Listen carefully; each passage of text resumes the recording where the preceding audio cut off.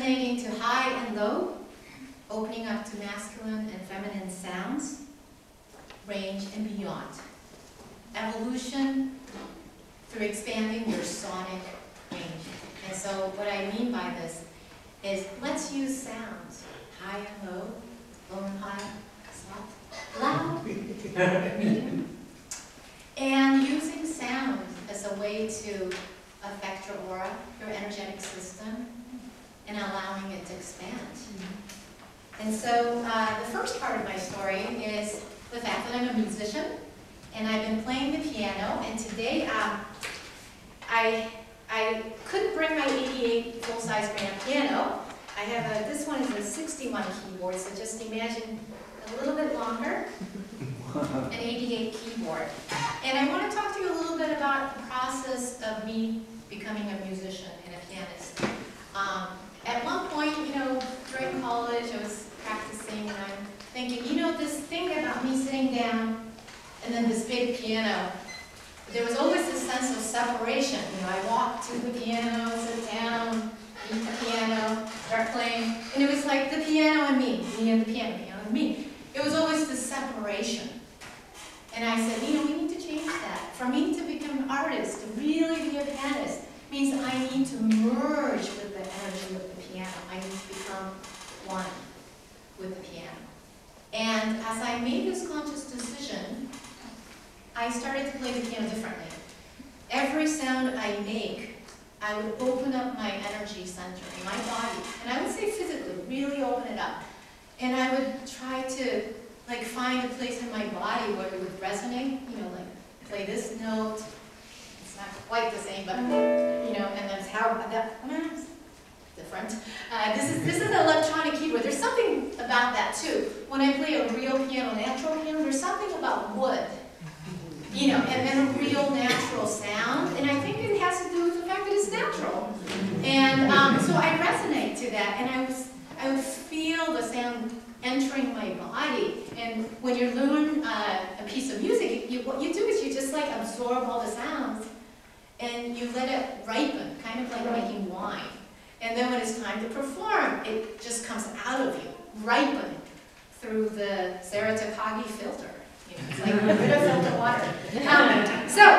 Anyway, but you know, it was very interesting. As I was playing the piano, I noticed like as I'm playing, and I would go lower and lower and lower in the piano. And imagine, you can also think about chakras as well, because you know you have books, tons of books out there saying, well, if you play from C to C, which I'm kind of being a little snobbish about this, but you know they say, well, if you have this little octave and you play the C, that's your root chakra.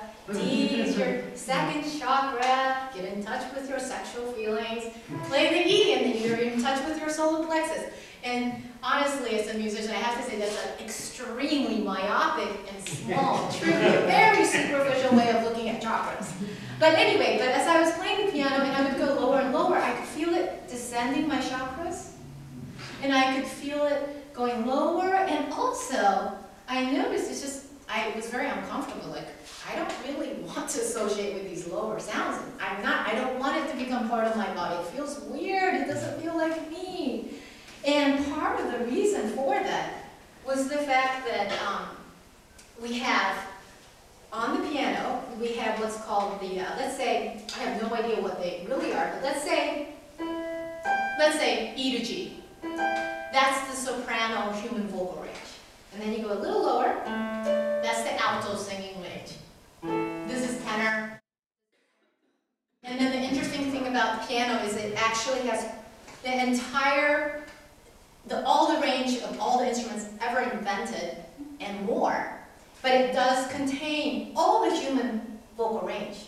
So your baritone, your alto, your soprano line is within the piano. And I think what I was feeling was like, this is beyond my vocal capacity. I physically, naturally could not produce any of this sound. And since it's not natural to my energetic human system, I was like resisting it. Like, I can't possibly even, you know, sing this so that it doesn't feel natural. And then at the same time, I was getting ready for my concerto competition, and I was learning a piece by Brahms. And for those of you who are familiar with Brahms as a classical composer, He's one of those composers that really, really, really loves to put all the melody in the lower part of the piano. So now we're talking like all the lower registers that I was having problems with. As I was practicing and practicing, my teacher said, "Oh, you must feel this," and I'm getting criticized and getting impressed. Oh God, how do I get ready for the concerto competition?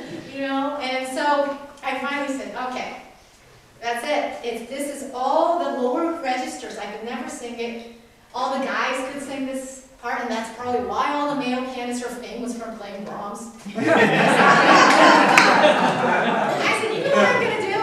In order to make it by this competition, I'm going to play like a man. Yeah, that's what I'm going to do. I'm going to be a man. I'm going to embrace my inner man." Takagi the man. Yeah. Bigger, taller. I did in fact imagine that I became Brahms. I decided, well, let's do a shortcut. I'm just going to become Brahms. The big hair, the hot day. So, long story short, it was a very good idea because I ended up doing really well in the competition.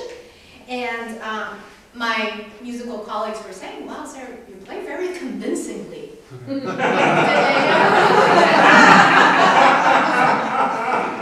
Well, now going forward, what this meant was then I said, you know what?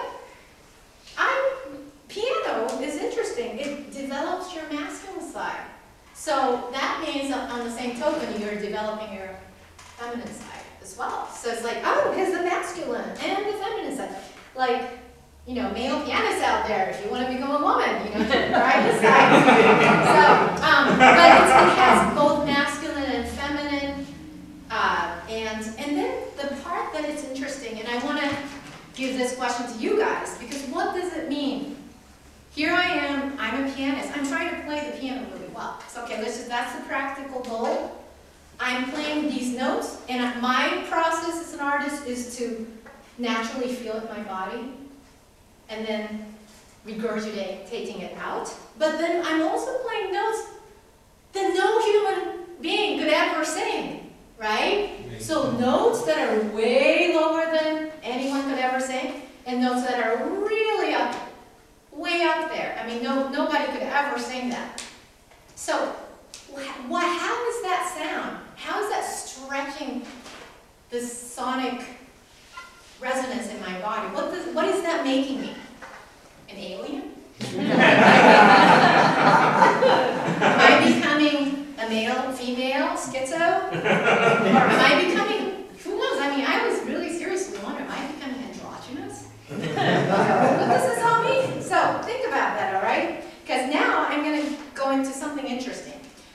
Talking about male-female voice. And as sound sensitive, I've noticed a very big difference between conversational vocal range, let's say, in male and female in this country, and older countries like Europe, and my country, Japan. For example, if you, basically, what I've really observed about United States particularly, I happen to be turning on TV and watching like a 50s little TV show, and I was like, wow, this is it, because the woman, female actresses in the TV show were talking really high. And then they always have the lines, they were like, "Oh, honey, would you like your breakfast? Oh, cereal. Oh," and then it was, you know, it had these very feminine, and they had the inflections where it go up. "Oh yes, honey, I will be back." You know, like think of all those TV shows that you love. Okay, so if you really go back, and I ask you to test it out. Try watching you know, like one of those TV shows. You know, The New Normal, for example, that's a good TV show to watch, and then turn on the 50s show, and you're going to notice that the vocal gap between the male and the female is much larger. But now, contemporary United States, when I sit down in any coffee shop and listen to a woman and male speak, I notice very little sonic gap. It's like, what I notice, historically speaking, I feel like the woman's voice has like dropped. And I noticed that the male voice has really gone up.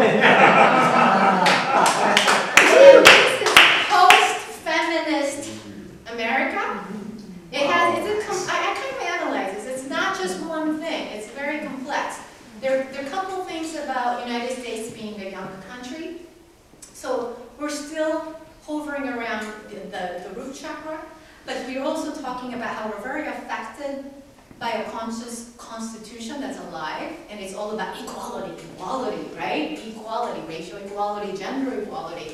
So think about equality. So should we have a sonic gap, or should we try to all be equally sonically right? So I feel that the feminist movement, I will add my comments later, has really lowered the woman's voice, and in return, the men feeling the pressure, like, oh, I'm not supposed to like be biased, you know, I don't want to be seen as sexually harassing, so I got to make sure that my voice is high enough, so we're like on an equal level. We don't have a gap. We can't tell who's a female, who's a male. We're all androgynous anyways. So that being said, like if I go to my country, for example, and observe the interaction between a man and a woman, you notice like the tradition is still there. I mean, nobody in Japan has no idea what, you know, we have no idea what the Constitution is, or if we even have a Constitution. So we have no sense of equality. There's no feminist movement. You know, the men are still in love with, you know, being a samurai, and the women are, you know, trying to be as cute as, you know, we're all trying to be Hello Kitty. So, you know, like, just as an example, you know, if I were to speak in a Japanese way, you can just notice, like, my voice is going up because I'm trying so hard to be very cute and kawaii, which is the trendy thing. In Japan, it's actually not even encouraged to be a woman; it's encouraged to be a girl. Yeah. So you really don't even grow up beyond a girl. So you have to make sure you're very, very cute. And wear Hello Kitty every day, you know, wear pink lipstick, and, you know, always make sure your phrases end up. And then the men are trained to get in touch with their hara. We are all samurais. We have to make sure we know who's in power. So, you know, they're extremely chauvinistic, and we make sure that that's still that way. So if you go to Japan, the sonic gap is like this big. And then I've also noticed the same for France, Italy, Russia. You look across, so actually I'm very sound sensitive. I work at the conservatory where I'm surrounded by all the Russians. And, you know, I also studied every language, Italian and French, and I noticed that when you speak, you know, when you speak in French, you know, it's very German, you know, and Italian people also, you know, it's about charm and culture and refinement. So there's a lot of, what I'd say, a dance between a man and a woman. There's like a little dance. And there is a sexual innuendo as well. I feel like they're still enjoying the female and the male dance. And what I have to kind of say about this country is that we're so afraid that we're going to treat each other as unequal, that we have pretty much like killed and destroyed the fact that we have different gender or different race. You're not black, we're not yellow, we're not white, you're not a female, you're not a male, we're all just beings walking around. So, you know, we're going to make sure we're speaking the same tone the whole time. So, I just thought, you know, that's a little bit thought-provoking, because I'm not saying it's a good thing or a bad thing, and my personal opinion is, please, God made man and woman. There's something interesting to look at physically, you know, right? You guys are different. I enjoyed my yellow skin, or my black skin, or who cares? But it's kind of fun. I think Friday is fun. Try getting out of the Narita airport in Japan. Oh my God. You cannot find your mom or father or friends because we all have black hair. We all look exactly the same.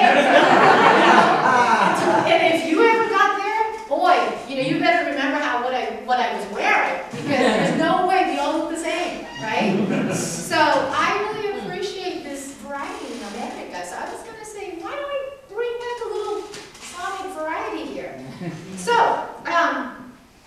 I was going to actually say, my feeling about the feminist movement wasn't really authentic feminist movement. What really happened at the time was females just trying to act really manly, like very forceful, willful. We're strong, we're powerful. Yeah, we're going to just talk down, and we're going to make sure the statement and inflections never go up, but we always talk down in an authoritative voice. Try listening to Hillary Clinton. You know, when she speaks as state of secretary, I'm Hillary Clinton, and as you can see, even trying to emulate Hillary makes my voice go down. And as a former professor at Wellesley College, I can honestly tell you, I've taught there for 8 years, we have a really low sonic range.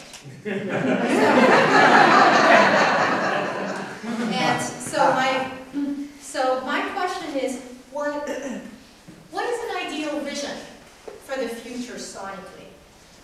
And my feeling is it's not about let's talk lower, let's talk higher. I think as the out reflects the in and the in reflects the out, we have the planet in a state of imbalance. And as we all know, I'm sure most people who are here, we all know what it is. It's an imbalance of the domination of the male energy, right?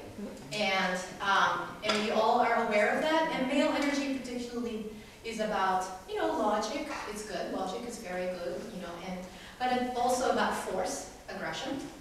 And in the same way, I was going to say, you know, how many of you are right-handed? Raise your hand. Right-handed. How many of you in this room are right-handed? Just raise your hand. Okay. Yeah, look around, look around, look around. Okay, so what do you suggest is the majority of the people on this planet are basically right-handed? Now, getting back to the left fist, right fist, when Walter was talking about the left fist laughter is a very good thing because right-handed people are using left brain. This is a little confusing, so stay with me, because I'm confused actually talking about it. Actually, I'm trying to speak for myself. The masculine qualities of logic, reasoning, willpower, determination all come from your left hemisphere of your brain. By the way, I'm right-handed, as you can see. I'm willfully presenting this stuff. And then, if you, however, clench your left fist, you're connecting to your right side of your brain, which is the feminine principle, the inner goddess, the feminine, the intuitive, the fluid, the soft, the compassionate, you know, the sensual. All of that is in your right. So basically, it would be really much better. My vision, the first vision for the future, 10 years from now, 50 years from now, is to say, how many of you are right-handed? Half of you, left-handed, half of you, or how many of you are both-handed?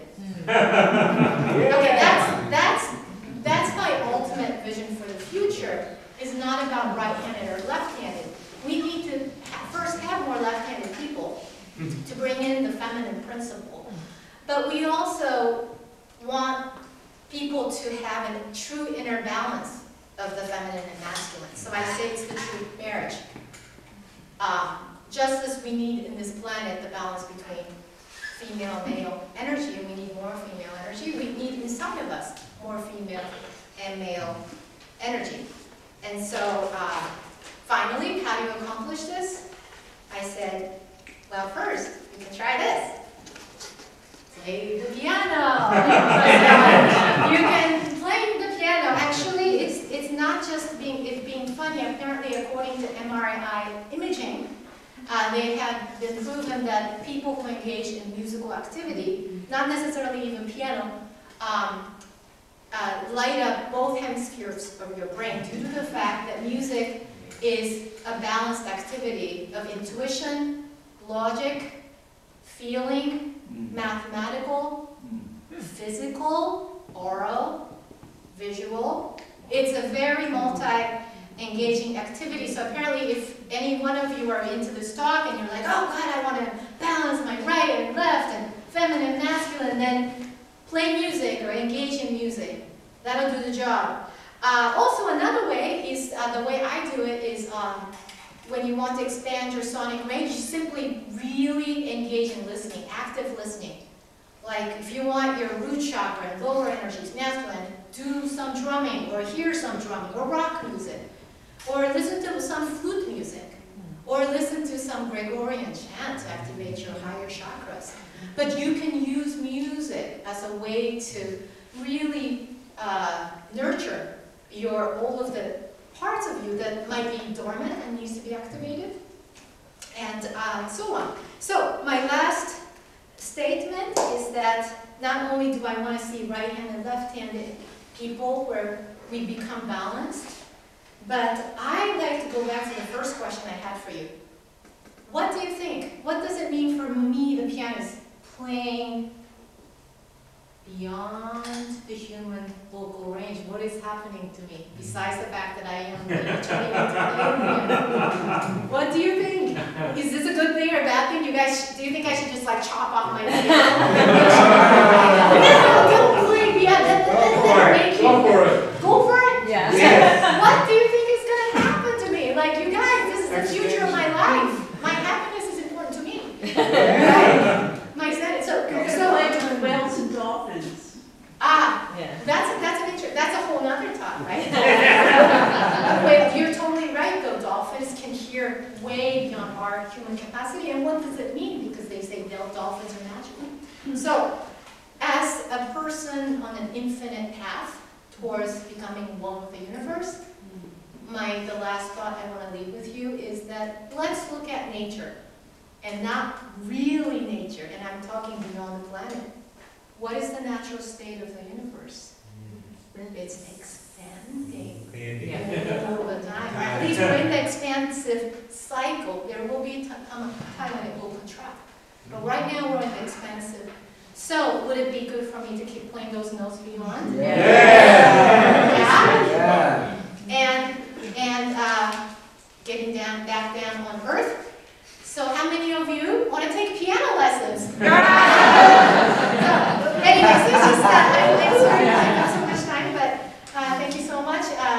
So next time, just get your ears open and listen. Yeah.